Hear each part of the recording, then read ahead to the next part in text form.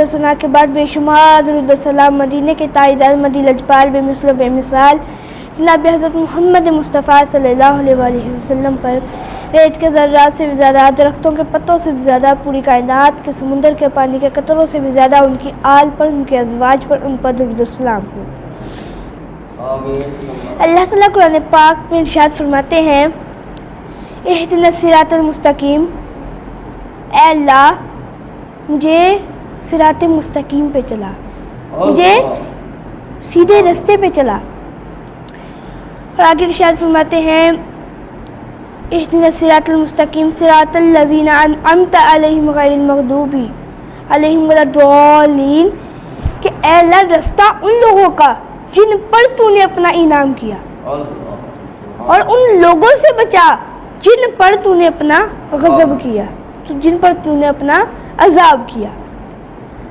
اللہ اب فرما رہا ہے، اللہ تعالیٰ فرماتا ہے کہ یہ جو دعا ہے نا، یہ دعا پڑھو، یہ دعا نماز کے اندر پڑھو کہ اے اللہ مجھے صراط مستقیم پہ چلا، مجھے رستہ ان لوگوں کے رستے پہ چلا جن لوگوں کے رستے پہ، جن لوگوں پر تو نے اپنا انعام کیا، اور ان لوگوں سے بچا جن پر تیرا عذاب ہوا۔ اب اللہ کا انعام کن پر ہوتا ہے؟ اللہ کا انعام اس کے بندوں پر ہوتا ہے، اس کے ولیوں پر اس کا انعام ہوتا ہے۔ اللہ کا انعام اللہ اپنے محبوبوں پر انعام کرتا ہے، اپنے قریبوں پر انعام کرتا ہے، اللہ اپنے ولیوں کے اوپر انعام کرتا ہے۔ تو اس دعا کے اندر رستہ ان لوگوں کا جن پر تو نے اپنا انعام کیا، تو یعنی کہ اے اللہ ہمیں ولیوں کے رستے پہ چلا، ہمیں ولیوں کے رستے پہ چلا، یعنی ہم ولیوں کے رستے پہ چلے اور اللہ ہمارے اوپر بھی انعام کرے۔ تو یعنی اللہ تعالیٰ اپنا انعام اپنے قریبیوں پہ کرتا ہے۔ اب میں آپ سب کو جب ولی کی ڈیفینیشن بتاتا چلوں، ولی کہتے کسے ہیں؟ ولی کون ہوتا ہے؟ آپ سب نے لفظ سنا ہوگا اللہ اکبر، اللہ سب سے بڑا ہے، ایسے ہی ہے نا، اللہ سب سے بڑا ہے، یعنی اس کائنات میں سب سے زیادہ اونچی جو شان ہے وہ اللہ کی ہے۔ انسان کی سوچ سے بھی بڑا ہے اللہ، انسان کے تصور سے بھی بڑا ہے اللہ، انسان کے غور و فکر سے بھی بڑا ہے اللہ۔ اس کائنات میں ہر چیز سے بلند ہے اللہ، ہر چیز سے اونچا ہے اللہ۔ دیکھیے پہلا آسمان، پھر دوسرا، تیسرا، چوتھا، پانچواں، چھٹا، ساتوں آسمان آتے ہیں، ساتوں آسمان کے بعد عرش پہ رہتا ہے اللہ۔ سب سے اونچا مقام اللہ کا ہے۔ اس کائنات میں سب سے زیادہ اونچی جو شان ہے وہ اللہ کی ہے۔ ہر بندے کی سوچ، غور و فکر سے اونچا ہے اللہ، اور اس اونچے کے جو سب سے زیادہ قریب ہے نا، اسے ولی کہتے ہیں۔ اس اونچے کے جو سب سے زیادہ قریب ہے اسے ولی کہتے ہیں۔ اسے کیا کہتے ہیں؟ ولی کہتے ہیں، یعنی اس اللہ کے جو سب سے زیادہ قریب ہو اسے ولی کہتے ہیں۔ میں آپ کو ولی کے معنی بتاتا چلوں کہ ولی کے معنی ہوتے ہیں دوست، ولی کے معنی دوست، ولی کے معنی یار، ولی کے معنی فرینڈ، ولی کے معنی سجن، ولی کا معنی بیلی، ولی کا مطلب ہوتا ہے ایک دوست۔ اب دیکھیں دنیا میں جو دنیا کی دوستیاں ہوتی ہیں نا، دنیا کے جو دوست ہوتے ہیں، جیسے کوئی دو پکے دوست ہوں، یعنی ان کی مثال گاؤں میں بھی لوگ دیتے ہیں، کتنے پکے دوست ہیں یہ لوگ، ہاں کتنے اچھے دوست ہیں۔ اب ان میں سے ایک دوست مر جائے، دوستی ختم ہو گئی۔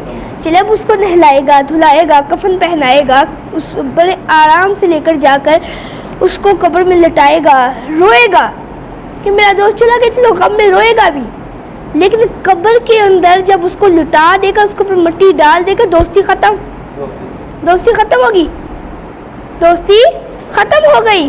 یہ دنیا کی دوستی دنیا میں ختم ہو گئی۔ ایک بار جملہ بولتا چلوں، دنیا کی دوستی جہاں پر ختم ہو جائے، دنیا کی دوستی دنیا میں ختم قبر کی دیوار تک ختم. اور دنیا کی دوستی جہاں پر ختم ہو جائے وہاں پر اللہ کے دوست کی دوستی شروع ہو جاتی ہے. جو اللہ کا دوست ہوتا ہے نا, اللہ کا دوست, وہ جو اللہ کا دوست ہو وہ دوستی دنیا میں بھی نبھاتا ہے, قبر میں بھی نبھاتا ہے, قبر میں بھی کیا نبھانی, پل صراط پہ بھی نبھاتا ہے, اور یہاں تک کہ محشر کے میدان میں اسے جنت کی ٹکٹیں دے کر بھی نبھاتا ہے. اور جب تک وہ جنت میں چلا نہ جائے تب تک خود جنت میں نہیں جاتا, تب تک خود جنت میں نہیں جاتا, اور اتنی دوستی نبھاتا ہی رہتا ہے. تو پتہ یہ چلتا ہے کہ جو دنیا کا دوست قبر میں لٹانے کے بعد اس بندے کو کچھ نہیں کر سکتا, تو دنیا کی دوستی دنیا میں ختم ہو جاتی ہے. اور جہاں پہ دنیا کی دوستی ختم ہو جائے وہاں پہ ایک اللہ کے دوست کی دوستی شروع ہوتی ہے, وہاں پہ اللہ کے دوست کی دوستی شروع ہوتی ہے. اب اللہ تعالیٰ قرآن پاک میں ارشاد فرماتا ہے کہ اے بندے تم میرا ذکر کر میں تیرا ذکر کروں گا. اللہ قرآن پاک میں ارشاد فرماتا ہے فذکرونی اذکرکم, اے بندے تم میرا ذکر کر میں تیرا ذکر کروں گا. تو مجھے اللہ کہے میں تجھے بندہ کہوں گا, تم میرے ڈنکے بجا میں تیرے نام کے ڈنکے بجاؤں گا.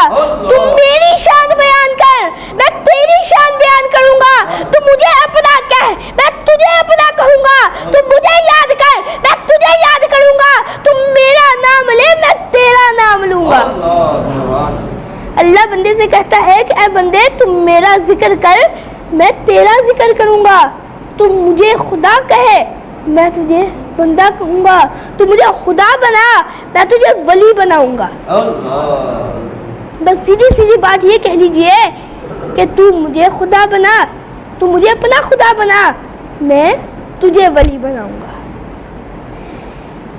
اب آج کا جو میرا موضوع ہے داتا علی حجویری, ان کی شان بیان کرنا.